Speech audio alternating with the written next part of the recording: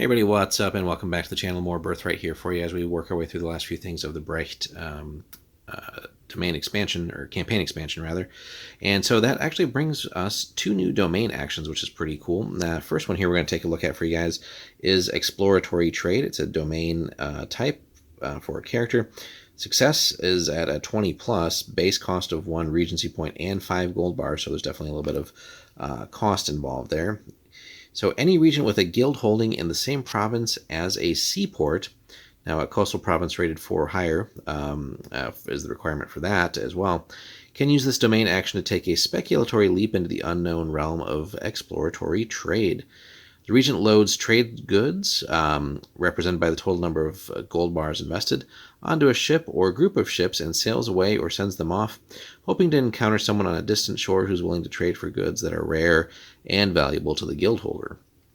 A region can engage in exploratory trade no more than once in 4 domain turns, so it's a pretty rare ability here, a rare action, and then from a single province, though. So a region with guild holdings in multiple seaports may attempt this once per 4 domain turns from each province. So if you are lucky enough to then have essentially multiple seaports, you do get more out of this. So something to think about.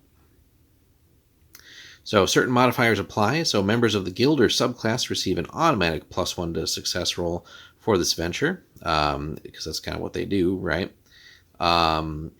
If the region accompanies the voyage, they get a +2 bonus to the roll on top of it. Personal tension in negotiations is, of course, beneficial. And then if a guild or lieutenant accompanies the ship, add a +1 bonus to the roll there. So this modifier counts only if the regent doesn't travel, right? Can't stack that together. And multiple lieutenants don't increase that as well. So unlike most domain actions, many outcomes are possible, though. The regent can spend RP and GB to practically ensure the success of the voyage, but the action is still quite risky. On a natural roll of 1, disaster occurs. Ship or ships sink, or attacked, or disappear with all cargo, which could then generate some fun adventure hooks as well. Maybe recover some of that. The regent returns safely after 2 months, but lieutenants and ships are probably lost.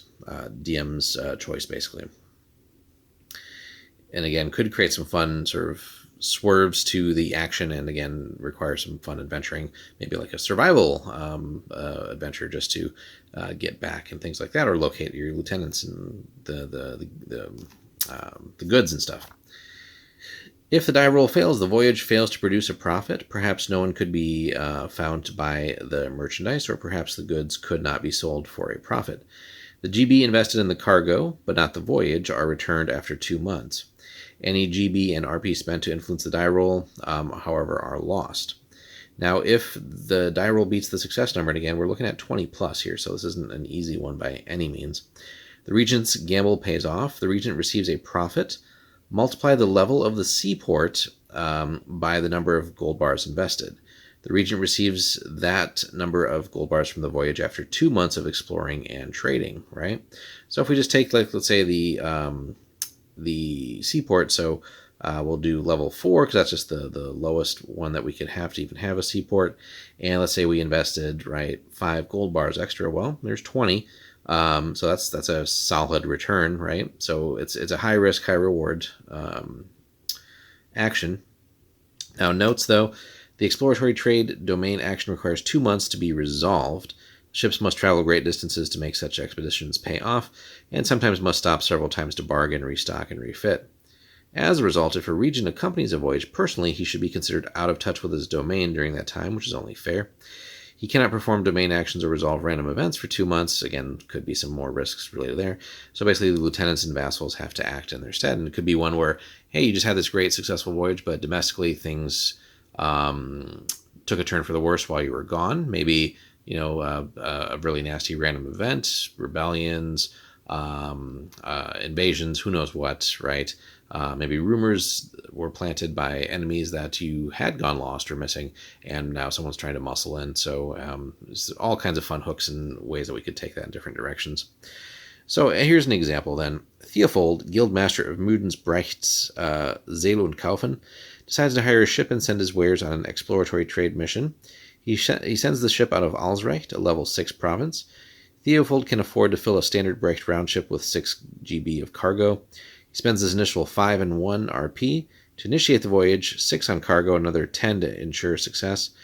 Theofold also sends a Gilder class lieutenant on the voyage. He adds a total of 10 plus 1 to the success roll. He needs a 9 or higher on the die to succeed. So although they're, it seems like they're not stacking lieutenant, but then also the Gilder class on top of that. So depending on how we want to rule that. So yeah, so Gilder subclass and then lieutenant, they each should be plus 1. But here they're just factoring in as 1. So maybe none of those actually stack. But again, you can do what you need to for your campaign. If you want to say that a Gilder lieutenant actually would double count, that'd be something too. And anyway, he needs a 9 or better to succeed. He rolls a 14. The voyage is a success. 2 months later, his lieutenant returns with a ship packed full of rare herbs, silks, and gemstones, all unheard of in Brecht lands. And that's another one, too, where if you're sending a lieutenant off, that'd be something to, if they're successful, throw a little reward that lieutenant's way, because otherwise, if it's not a PC character, maybe that NPC then doesn't feel like they're getting enough recognition for undertaking such a perilous task. So if we go here, multiplying Alsreich's province rating of 6 by the number of GB invested in the cargo, also 6, basically the ship returns with 36 gold bars of rare merchandise, so pretty solid return. Considering he invested 7 GB and 11 RP in the project, that's a solid profit, absolutely. So, and again, now you can't constantly spam that, but again, if you have multiple seaports and you have the capital to invest in, more or less guaranteeing or at least having a good shot at success, that can really, really be profitable.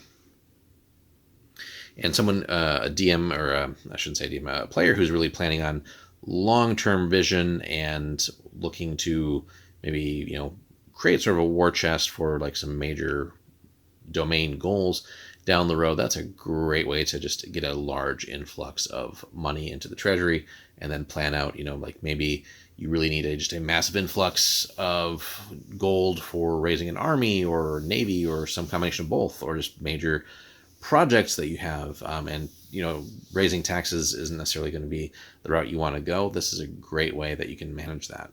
All right, last little bit here. The DM is encouraged to describe the ship's voyage to the players, detailing ports, the ship's visit, and persons encountered. DMs may also opt to abandon the die roll mechanic altogether and create an adventure around the exploratory trade action, which is actually something to bring up there. So that could be a fun side quest. So, now if everybody's running different countries, still maybe a viable option, create a little sub-adventure. Everybody gets different characters.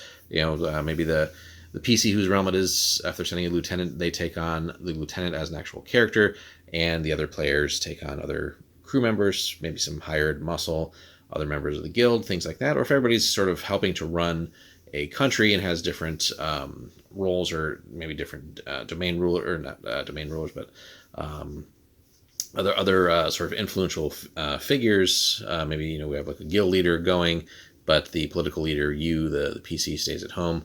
Again, just creating some sort of combination of like side adventures, side quests to actually do it would be fantastic. And again, that's a nice way of also then saying that, well, your lieutenants and other named characters essentially in your domain have a chance to also level up and acquire different things. Great way to also collect like news and rumors and things like that, and there maybe establish like political ties and stuff as well. So just a fun little action that has its core purpose, and which can be super profitable. But then we can sprinkle in adventure hooks in and around that as we're taking the voyage, but also for participating in the voyage, what's going on back at home, things like that.